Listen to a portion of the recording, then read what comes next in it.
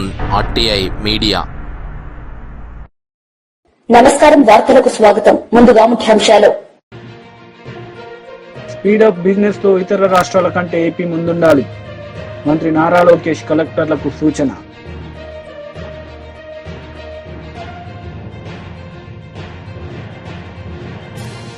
మాజీ మంత్రి Harish Rao press meet. CM Revanth రెడ్డిపై ఫైర్.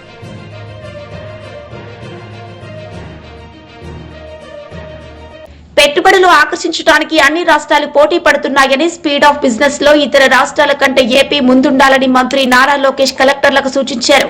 పెద్ద పెట్టుబడులు పరిశ్రమలు రాష్ట్రానికి వస్తే వాటిని సచివాలయం నుంచి క్షేత్రస్థాయిలో పర్యవేక్షిస్తామన్నారు. This is for school education. Next time Board of Intermediate Goda will integrate into this. We will share it with you. Transparent mechanism lo we are now going to give this to you. ఇక్కడ చాలా స్పష్టంగా ఎక్కడెక్కడ focus చేయాలని elements కూడా మేము పెట్టాము. ప్రధానంగా first page is about your status report. Where do we stand right now. Second slide please. Second page.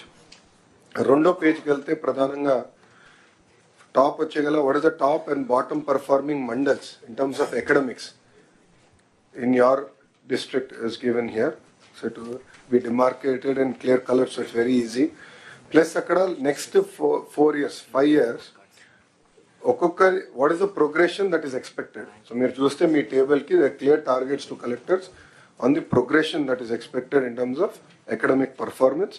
Same exercise has been done for school infrastructure also. And then bottom is the mandals with high and low number of schools below 15 enrollment. So enrollment is also our focus ganaka adi kuda pettam meeku ardhamayedanga chaala transparent ga meeku istam jarigindi. Last ki velte kuda meer chuste clear ga ikkada maniki dropouts ekkada unnaru. This is not dropouts, this is a drop box. No, it's not drop box, right? What do you call it? Drop box. Drop బాక్స్లో కన్వీనియంట్గా ఏం చేస్తున్నారంటే మాకు విద్యార్థులు ఎక్కడున్నారో మనకు తెలియాలండి. ప్రభుత్వ మన స్కూల్లో ఉన్నారా ప్రైవేట్ స్కూల్లో ఉన్నారని తెలియాల్సిన అవసరం ఉంది. కన్వీనియంట్గా కొంతమంది పిల్లల్ని డ్రాప్ బాక్స్లో పెడుతున్నారు. సో వాళ్ళు డ్రాప్ అవుట్ అవుతారో లేదో మాకు తెలియట్లేదు. సీఎం గారి డైరెక్షన్ నాకు no dropouts, 0 dropouts. అదంటే మేము చాలా సిస్టమేటిక్గా ఆ డ్రాప్ బాక్స్ అనేది ఎక్కడ ఉండకూడదు. It should be clearly either in the private school all government school and the entire movement also should be clear. So ఇక్కడ ప్రధానంగా ఏంటంటే ఎక్కడెక్కడ మీకు ఫోకస్ చేయాలి, జెండర్ రిలేటెడ్ ఇష్యూస్ కూడా ఎక్కడెక్కడ మీరు ఫోకస్ చేయాలి, జెండర్ ట్రెండ్స్ ఎక్కడ ఫోకస్ చేయాలి, ఇదంతా కూడా మీకు ఒక రిపోర్ట్ కార్డులకు ఇచ్చాము. This and it will not change immediately. So next collector conference కనుక it will not change. But I request all collectors to focus on economics and infra and క్లియర్గా first next 100 days action plan ఏదైతే secretary గారు చెప్పారో అందరం కూడా దానిపైన చాలా focus చేయాలి. దీంతో పాటు my request is mid day meals quality. So గౌరవ ముఖ్యమంత్రి గారు కూడా మన బాపట్లకు వచ్చినప్పుడు పిల్లలు తినే మిడ్ డే మీల్ కూడా గౌరవ ముఖ్యమంత్రి గారు చూసారు, ఆయన కూడా భోంచేశారు. దాంట్లో చాలా స్పష్టంగా న్యూట్రిషన్ వాల్యూ ఇంప్రూవ్ చేయాలి అనేది సార్ డైరెక్షన్. సో మీకు వెసులుబాట కల్పించాం. లోకల్ మెన్యూస్ కూడా మీరు తయారు చేసినానికి గతంలోనే we did a huge program around it. So please ensure that nutrition is maintained and గౌరవ ముఖ్యమంత్రి గారు కూడా payments as far as mid day meal streamline చేయమని మాకు ఇప్పటికీ చెప్తాం జరిగింది. Coming to higher education again major concerns are coming in terms of messes అంటే again food. So I request all collectors also to take it seriously. Know that Bharat గారు has also joined the team. He will also visit. I will also visit. I'm getting a lot of complaints in that area and we need to really fix it and set things right. Hostels kuda sanitation maintenance of hostels in higher education is also a major concern. Even Ram Charan ఉపాసన దంపతులకు గత ఏడాది June 20న clean కారా జన్మించింది. అయితే తమ కూతురి విషయంలో ఎంతో గోప్యత పాటిస్తున్నారు. గ్లోబల్ స్టార్ కపుల్ తమ బిడ్డకు సంబంధించిన వివరాలు, ఫోటోస్, వీడియోస్ బయటికి రాకుండా మెగా ఫ్యామిలీ జాగ్రత్తలు తీసుకుంటోంది. అయితే ఎట్టకేలకు మెగా ప్రిన్సెస్ క్లీన్ కారా కొనిదల ఫోటోను షేర్ చేసింది ఉపాసన రామ్ చరణ్. ఉపాసన దంపతుల గారాల పట్టి క్లీన్ కారా గుడికి వెళ్లింది. తన తాతయ్యతో కలిసి అపోలో ఆసుపత్రిలో ఉన్న శ్రీ వెంకటేశ్వర స్వామి ఆలయాన్ని దర్శించుకుంది. ఈ విషయాన్ని ఉపాసన సోషల్ మీడియా ద్వారా వెల్లడించింది. మాజీ మంత్రి జోగి రమేష్ మీడియా సమావేశం నిర్వహించారు. ఈ సందర్భంగా పలు అంశాలపై ఆయన మాట్లాడారు. ఈ సర్వశిక్ష అభియాన్ సమైనటువంటి మరి ఏదైతే వాళ్ళు 6-7 రోజుల నుంచి అమర నిరాదీక్ష చేస్తూ ఉన్నారో వారికి మేము అందరం వెళ్ళి కూడా అన్ని జిల్లా హెడ్ క్వార్టర్లలో మరి అది కేవలం ఆదిలాబాద్ ఉమ్మడి జిల్లా హెడ్ క్వార్టర్లోనే వాళ్ళు చేస్తూ ఉన్నారు నిరాహార దీక్ష. దానికి బీఆర్ఎస్ పార్టీ సంపూర్ణ మద్దతు తెలియజేసినాం. అట్లనే మీరు కూడా రేపు వారికి గతంలో ఏదైతే ముఖ్యమంత్రి కాకముందు మరి రేవంత్ రెడ్డి గారు పిసిసి అధ్యక్షుని హోదాలో అది నల్గొండలో కానీ వరంగల్లో వాళ్ళ సమావేశానికి వెళ్ళి వారికి హామీ ఇవ్వడం జరిగింది. దాన్ని తప్పకుండా మరి ముఖ్యమంత్రి కాకముందు అయితే పిసిసి అధ్యక్షుని హోదాలో మా ప్రభుత్వం వస్తే తప్పకుండా ఛాయ్ తాగే అంటే వ్యవధిలోనే ఇట్లా ఛాయ్ తాగుతాం, ఇట్లా మీకు ఆర్డర్ ఇచ్చేస్తామని చెప్పారు. దాంతోపాటు ఇలా ఆశా వర్కర్ల పైన కూడా లోకల్లో జరుగుతున్నటువంటి వారిని మరి వాళ్ళు రావడం మా దగ్గరికి మరి జిల్లా పార్టీ అధ్యక్షునిగా మిగతా జిల్లాలకు కూడా వాళ్ళు వచ్చి మాకు వినతి పత్రాలు ఇచ్చారు. తప్పకుండా మీరు కేటీ రామారావు గారికి మీ పార్టీ పరంగా మాకు పూర్తిగా అసెంబ్లీలో లేవనెత్తాలి. మా నాయకురాళ్లపైన కూడా అమానుషంగా పోలీసులు మరి లాఠీ చార్జ్ చేసి మహిళలను కూడా చూడకుండా మరి అఘాయిత్యాలు చేసినటువంటి విషయాన్ని కూడా అన్ని పత్రికల టీవీలు వచ్చినాయి, మా దగ్గరకు వచ్చిన ఖచ్చితంగా మీరు వారి పట్ల కూడా స్పందించాలని చెప్పినాం. అట్లనే ఆదిలాబాద్లో గతంలో మరి ఏదైతే మేము మరి అనేక సంవత్సరాల నుంచి అక్కడ సిమెంట్ ఫ్యాక్టరీ అయితేనేంది, రైల్వే గురించి అయితేంది, ఇవన్నీ కూడా గతంలో వీళ్ళు ఎన్నికలప్పుడు మరి హామీ ఇచ్చిండ్రు. వీళ్ళ చేతిలో లేకపోయినా మేము ఖచ్చితంగా రాష్ట్ర ప్రభుత్వం ఆధీనం తీసుకొని ఆదిలాబాద్ ఉన్నటువంటి సిమెంట్ కార్పొరేషన్ ఆఫ్ ఇండియా కానీ అట్లనే Armoor to Adilabad railway line కూడా తప్పకుండా కేంద్ర ప్రభుత్వం వాటా కట్టకపోయినా రాష్ట్ర ప్రభుత్వం మొత్తం కట్టి మేము చేస్తామని చెప్పి ఈ ఆనాడు ప్రతిపక్షం కాంగ్రెస్ పార్టీ హామీ ఇచ్చారు. కాబట్టి ఇవన్నీ చాలా ముఖ్యమైన సమస్యలున్నాయి. ఇవన్నిటి కూడా ఖచ్చితంగా మీరు అసెంబ్లీలో లేవనెత్తాలని చెప్పి వారికి మేమందరం కలిసి మరి విజ్ఞాపన పత్రాన్ని ఇవ్వడం జరిగింది. దాంతోపాటు రేపు మీ అసెంబ్లీ సమావేశాల తర్వాత ఆదిలాబాద్ జిల్లా ఏదో అక్కడ అందరూ నాయకులు పార్టీ వలస వెళ్ళిండ్రు, మరి మీరు ఆదిలాబాద్లో పార్టీ వాళ్ళు వెళ్ళిన తర్వాతనే ఇంకా బలోపేతమైంది. మీరు తప్పకుండా ఆదిలాబాద్ జిల్లా ఎట్లయితే గతంలో మీరు సమావేశానికి వచ్చారో రేపు మిగిలినటువంటి నిర్మల్ కానీ అట్లనే ఆసిఫాబాద్ కానీ మంచిర్యాల జిల్లాలో కూడా మీరు ఖచ్చితంగా పార్టీ కార్యకర్తల యొక్క సమావేశానికి టైం ఇవ్వని చెప్పినాం. మా పార్టీ కార్యకర్తలు ఇక్కడికి రావడానికి సిద్ధంగా ఉన్నారు. మీరు దయచేసి మా జిల్లా హెడ్ క్వార్టర్లకు వస్తే ముఖ్యమైనటువంటి కార్యకర్తలతోటి నాయకులతోటి కూడా పెద్ద ఎత్తున సమావేశాలు పెడతాం.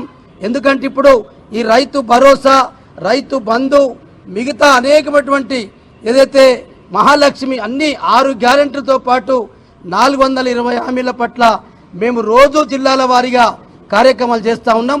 మాజీ మంత్రి మెరుగు నాగార్జున మీడియా సమావేశం నిర్వహించారు. సందర్భంగా పలు అంశాలపై ఆయన మాట్లాడారు. పలుకుతారని అడుగుతా ఉన్నా. చివరికి అన్నా క్యాంటీన్లు చెప్తారు, సందాలు వసూలు చేసి భోజనాలు పెడతారు. అది కూడా భోజనం ఒకసారి వెళ్ళిన వాళ్ళు రెండోసారి తింటాకి వెళ్లరు. ఇది పరిస్థితి. దీనికి మేమేదో భోజనాలు పెడతా ఉన్నారని ఇంత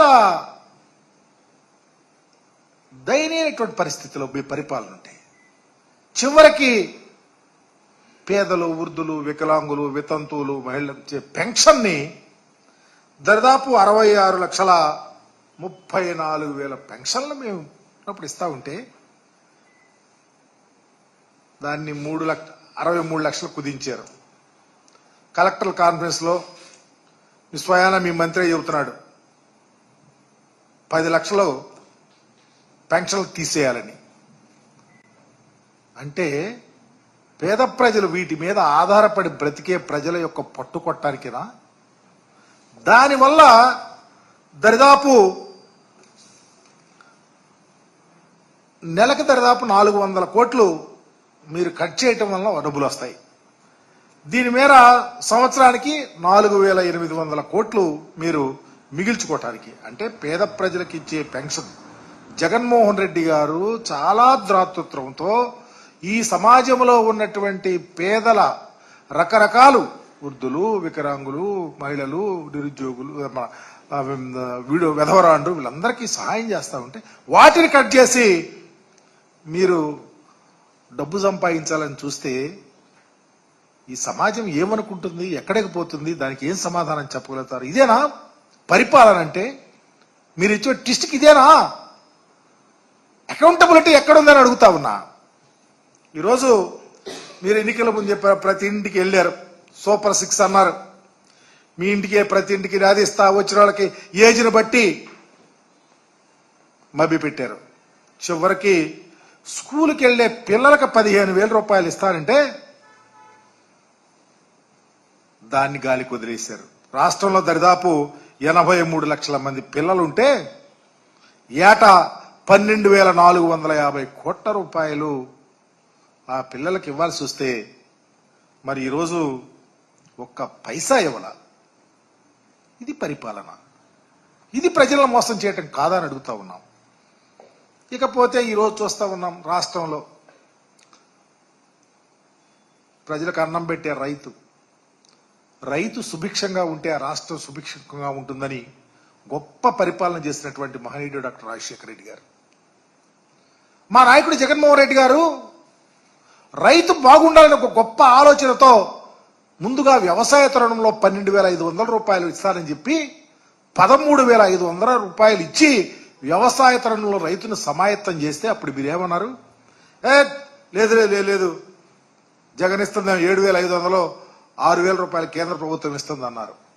సరే, ఇవి కాకుండా మీరు 20,000 రూపాయలు పంట వేసుకునేటప్పుడు ఇస్తారన్నటువంటి పరిస్థితి, కేంద్ర ప్రభుత్వం ఇస్తున్న డబ్బులు కాకుండా 20,000 ఇస్తారని ప్రజలను మోసం చేసి ఎన్నికలప్పుడు మీరు ఇస్తే ఈరోజు ఖరీఫ్ అయిపోయింది, రబీ అయిపోయింది, ఒక్క రైతు అకౌంట్ లో పైసా వేయిపోతే గిలగిల్లాడిపోతా ఉంటే రైతు సంక్షేమానికి పెద్దపీట వేసినట్ట, వ్యవసాయం దండగాని చెప్పిన మీ మాటను నిలబెట్టుకున్నట్ట సమాధానం చెప్పమని అడుగుతా ఉన్నాం. అందుకనే ఈ రోజు రాష్ట్ర వ్యాప్తంగా ఏపీ ఇంటర్మీడియట్ పరీక్ష షెడ్యూల్ విడుదలైంది. వచ్చే ఏడాది మార్చి 1వ తేదీ నుంచి 19వ తేదీ వరకు ఇంటర్ మొదటి సంవత్సరం పరీక్షలు కొనసాగనున్నాయని విద్యాశాఖ తెలిపింది. అలాగే మార్చి 3వ తేదీ నుంచి 20వ తేదీ వరకు ఇంటర్ 2వ సంవత్సరం పరీక్షలు నిర్వహిస్తున్నట్లు తెలిపింది. సందర్భంగా పరీక్ష షెడ్యూల్ ను విడుదల చేసిన విద్యాశాఖ మంత్రి నారా లోకేష్ పరీక్షలు రాసే విద్యార్థులందరికీ ఆల్ ది బెస్ట్ చెప్పారు. TDP leader Marreddy Srinivasa Reddy media సమావేశం నిర్వహించారు. ఈ సందర్భంగా ఆయన మాజీ సీఎం జగన్ పై మండిపడ్డారు. నిజత్వాన్ని బయట పెట్టుకొని వాళ్లకున్నటువంటి గుణం ఏదైతే ఉందో ఈ రాష్ట్రంలో వ్యవసాయం పట్ల, రైతుల పట్ల వాళ్ళ ఆలోచన ఏమైతే ఉందో దాన్ని వ్యక్తీకరిస్తూ ఉన్నారు. అరేరే, నిన్న ప్రెస్ మీట్ పెట్టి వాళ్ళ ఆక్రోశం వెళ్ళగక్కుతా ఉన్నారు. వాళ్ళు కడుపు మంటని వెళ్ళగక్కుతా ఉన్నారు. వాళ్లే స్వయంగా చెప్తున్నారు, కడుపు మండిపోతా ఉంది, కళ్ళల్లో నిప్పులు పోసుకున్నట్టుంది, గుండె తరుక్కుపోతున్నట్టుంది, రైతులు ఇంత ఆనందంగా ఉండటం ఏంటి, ఇది మేము చూడలేకపోతున్నాము అనేటువంటి భాష వ్యక్తీకరిస్తూ ఉన్నటువంటి పరిస్థితిని మనం మీడియాలో చూస్తూ ఉన్నాం. విత్తనం నుంచి విక్రయం వరకు గత 5 సంవత్సరాలుగా విత్తనం నుంచి విక్రయం వరకు అడుగడుగునా రైతును దగా చేసినటువంటి జగన్మోహన్ రెడ్డి ప్రభుత్వం ఈరోజు రైతులకు అన్యాయం జరిగింది, అన్నదాతకు అండగా ఉంటాము, అందుకని బజార్కు వస్తాము, 13వ తేదీన అన్ని జిల్లా కేంద్రాల్లో కూడా కార్యక్రమాలు నిర్వహిస్తామని చెప్తా ఉన్నారు. నిజంగా రైతుల దగ్గరికి పోయి ఈ మాట చెప్పి నీ పార్టీలో ఉన్న రైతులైనా సరే నువ్వు బజారుకు తేగలిగితే జగన్ రెడ్డి అండ్ బృందం గుడ్. కానీ గుర్తుపెట్టుకోండి, మీరు నిరసన కార్యక్రమం పేరుతోటి ఈరోజు రైతాంగానికి జరుగుతున్నటువంటి మేలుని ఆపటానికి ప్రయత్నం చేస్తే మీ మెడలో చెప్పులు దండలు పడటం ఖాయం. మీరు రైతుల దగ్గరికి వెళితే మీకు జరిగే సన్మానం అదే. దాన్ని గుర్తుపెట్టుకోండి. గత 5 సంవత్సరాలుగా రైతులు కోల్పోయినటువంటి, రైతులు నష్టపోయినటువంటి విషయాలు ఏవైతే ఉన్నాయో అవన్నీ తిరిగి ఈరోజు గాడిని పెట్టేదానికోసం కూటమి ప్రభుత్వం రైతు గెలవాలి, వ్యవసాయం నిలవాలి అనేటువంటి మహాసంకల్పంతో మాన్యశ్రీ చంద్రబాబు నాయుడు గారు ఏమైతే చేస్తూ ఉన్నారో, రైతుని రాజుగా చూడాలి అనేటువంటి సంకల్పం ఏదైతే ఉందో, విజన్ 2047లో ఆ డాక్యుమెంటరీలో రైతాంగం యొక్క ఆలోచన ఏ విధంగా ఉందో, రైతాంగం పట్ల ప్రభుత్వం యొక్క ఆలోచన ఏ విధంగా ఉందో తెలియజేసేటువంటి పరిస్థితి, పరిణామం నడుస్తూ ఉంటే ఈరోజు రైతాంగాన్ని ఆ నష్టపోయినటువంటి వాటిని తిరిగి పూడ్చేటువంటి క్రమం ప్రారంభిస్తూ ఉంటే మాజీ మంత్రి హరీష్ రావు మీడియా సమావేశం నిర్వహించారు. సందర్భంగా సీఎం రేవంత్ రెడ్డిపై విమర్శలు చేశారు. మా సీనియర్ మాజీ మంత్రివర్యులు శాసనసభ్యురాలు సబితా ఇంద్రారెడ్డి గారు, మాజీ మంత్రి సత్యవతి రాథోడ్ ఎమ్మెల్సీ గారు, తాండూరులో పిల్లలకు ఫుడ్ పాయిజన్ అయింది, ఆసుపత్రిలో ఆగమాగం ఉన్నారు పిల్లలు, ప్రాణాపాయ స్థితిలో ఉన్నారు పిల్లలు, ఆ పిల్లల్ని చూడ్డానికి వెళుతాము, ఆ పిల్లల్ని పరామర్శించడానికి వెళ్తామంటే సబితా ఇంద్రారెడ్డి గారిని, సత్యవతి రాథోడ్ గారిని వికారాబాద్లో అరెస్ట్ చేశారు. అంత మంచిగా ఉంటే అరెస్ట్లు ఎందుకు అంటున్నా. నీ పని చక్కగా ఉంటే, నువ్వు అన్నం చక్కగా పెడితే, పిల్లలు మంచిగా ఉంటే ఎందుకు భయపడుతున్నావు రేవంత్ రెడ్డి? ఎందుకు ఎమ్మెల్యేలను ఎమ్మెల్సీలను అరెస్ట్ చేస్తా ఉన్నావు? ఆమె ఆ జిల్లా మంత్రిగా 15 ఏళ్లు పనిచేసినటువంటి సీనియర్ నాయకురాలు, రంగారెడ్డి జిల్లా వికారాబాద్ వాస్తవ్యురాలు సబితా ఇంద్రారెడ్డి గారిని కూడా నువ్వు స్కూల్కు పోనీయా, హాస్టల్కి పోనీయా అని అరెస్ట్ చేస్తావా? మాజీ హోంమంత్రి ఏం తప్పు చేసింది సబితమ్మ గారు? నీ తప్పులు ఎత్తి చూపుతుందనే కదా నీకు భయం, నీ లోపాలు బయటపడతాయనే కదా నీ భయం. ఆ పిల్లల తల్లిదండ్రులతోనో పిల్లల్ని కలిస్తే అన్ని సంగతులు బయటకు వస్తే నీ ఇజ్జత్ పోతుందని నువ్వు వాళ్ళని అరెస్ట్ చేస్తున్నావు. అరెస్టులు కాదు పరిష్కారం. పిల్లలకు కడుపు నిండా అన్నం పెట్టు, మెస్ బిల్లులు విడుదల చేయి, పిల్లలకు రావాల్సినటువంటి షూస్ కానీ, బట్టలు కానీ, ప్లేట్ కానీ, గ్లాస్ కానీ, బాక్స్ కానీ, స్వెటర్లు కానీ, బ్లాంకెట్లు కానీ విడుదల చేయి. అవుట్ సోర్సింగ్ ఉద్యోగులకు వెంటనే వేతనాలు ఇవ్వు. చాలా చోట్ల కిరాయిలు రాలేదు. ఎస్సీ గురుకుల పాఠశాలలకు ఏడాదిగా ఇంతవరకు కిరాయిలు కూడా రాని పరిస్థితి ఉన్నది. వాటి కిరాయిలు వెంటనే చెల్లించండి, లేదంటే మొన్న మైనార్టీ స్కూళ్లకు తాళాలు వేసినట్టు ఓనర్లు ఎస్సీ గురుకులాలకు కూడా తాళాలు వేసే ప్రమాదం ఉన్నది.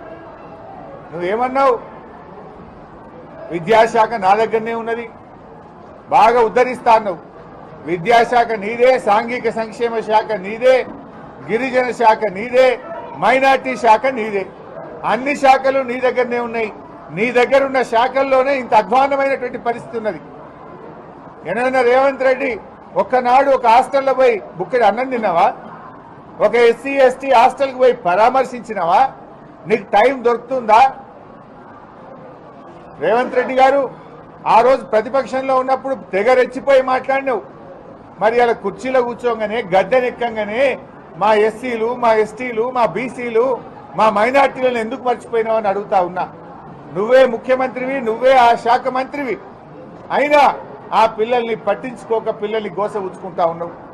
నేను ఇప్పుడు పిల్లల్ని అడిగిన, ఆదివారం నాడు ఇడ్లీ పెడుతుండ్రు కానీ చట్నీ పెట్టలేరు సార్, ఉత్తదే సాంబార్ పోస్తుండ్రు అన్నారు. వార్డెన్ ఏమని అందామంటే ఆల్రెడీ 6 నెలలు ఉద్దరలు నడుపుతున్నాడు ఆయన. నేనేమనాలా వార్డెన్ను? 6 నెలలు ఉద్దరల సంసారం నడిపి సంత పైసలు పెట్టిన వార్డెన్ను నేను ఏమని అనాలి? తప్పు ప్రభుత్వం దగ్గర ఉంది, తప్పు రేవంత్ రెడ్డి దగ్గర ఉన్నది. ఇవాళ ఉద్యోగులను ఎందుకు బలి చేయాలి? ఉద్యోగులు ఏం తప్పు చేసినారు? నువ్వు సరిగ్గా పైసలు ఇస్తే వాళ్ళు కడుపు నిండి అన్నం పెడతారు కదా, నువ్వు తువ్వాలలు ఇస్తే వాళ్ళు పిల్లలకు ఇస్తారు కదా, నువ్వు షటర్లు బ్లాంకెట్లు ఇస్తే పిల్లలకు ఇస్తారు కదా, ఇయ్యకుండా నువ్వు ఎమ్మెల్సీ పర్వతరెడ్డి మీడియా సమావేశం నిర్వహించారు. ఈ సందర్భంగా పలు అంశాలపై ఆయన మాట్లాడారు. చంద్రబాబు గారు ఎంత పచ్చిగా ఉద్యోగస్తులను కానీ అన్ని వర్గాలని కూడా దగా చేస్తున్నారన్నది వాస్తవాలు ప్రజలు తెలుసుకోవాలి. సూపర్ 6 హామీలు అని చెప్పి ఈరోజు పేద ప్రజలందరినీ సుమారుగా 1.40 లక్షల కుటుంబాలు అన్నింటినీ కూడా రోడ్డును పడేసినటువంటి చరిత్ర. అదేవిధంగా వ్యాపారస్తులు కానీ, ఉద్యోగస్తులు కానీ, అలానే నిరుద్యోగులు కానీ వీరందరూ కూడా ఎంతో ఆశపడ్డారు. కొత్త ప్రభుత్వం వచ్చిన తర్వాత 20 లక్షల ఉద్యోగాలు తీసుకొని వస్తారని, అలానే నిరుద్యోగ భృతి తీసుకొని వస్తారని చాలామంది ఆశించారు. అయితే దీనికి సంబంధించి మొట్టమొదటిగా జూన్ 14వ తేదీన ఆయన మొట్టమొదటి సంతకం సీఎంగా బాధ్యతలు చేపట్టిన వెంటనే మెగా డిఎస్సిపై చంద్రబాబు తొలి సంతకం 16,347 ప్రభుత్వ ఉద్యోగాలతో ఆయన మొట్టమొదటి సంతకం చేసినారని చాలా ఆర్భాటంగా ఇప్పటికి కూడా ప్రకటించుకుంటా ఉన్నారు. ఈ మొట్టమొదటి సంతకాన్ని దేనికైనా ఒక విలువ ఉండాలి. ఒక మాట చెప్పినప్పుడు ఎన్నికలకు ముందు అబద్ధాలు చెప్పారు, ఎన్నికల తర్వాత కూడా అబద్ధాలు చెప్పడం, ఆ తర్వాత డిఎస్సి ఆలస్యం అని నారా లోకేష్ గారు చెప్పడం, ఆ తర్వాత ఇప్పుడు విద్యా వాలంటీర్ల నియామకం అని ఈరోజు ఒక న్యూస్ రావడం. దీనికంతా కూడా ఇంకొక విషయం కూడా, ఈ మధ్య ఇది మంచి ప్రభుత్వం అని చెప్పి వారందరూ కూడా కొన్ని పోస్టర్స్ రిలీజ్ చేశారు.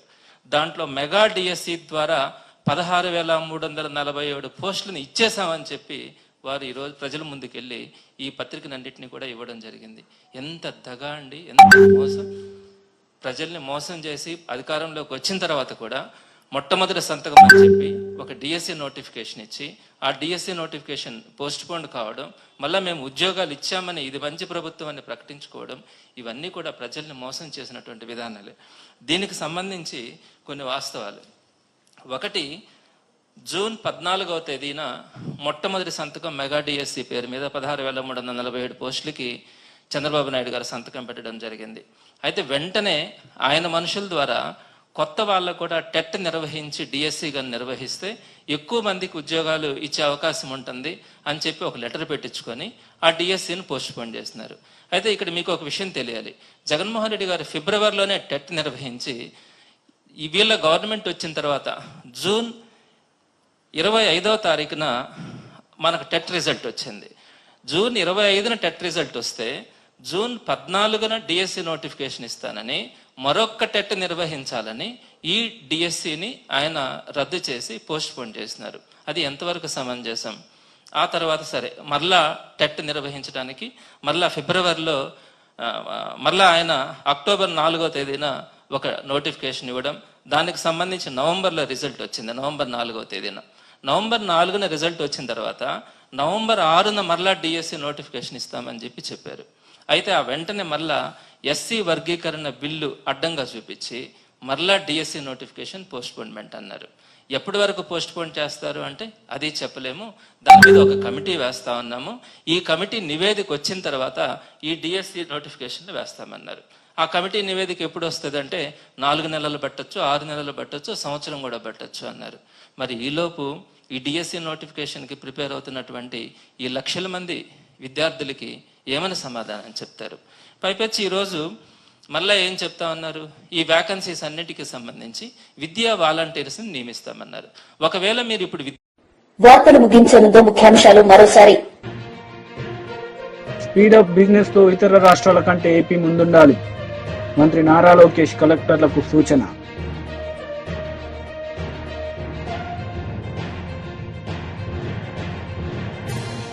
మాజీ మంత్రి Harish Rao press meet, CM Revanth రెడ్డిపై ఫైర్.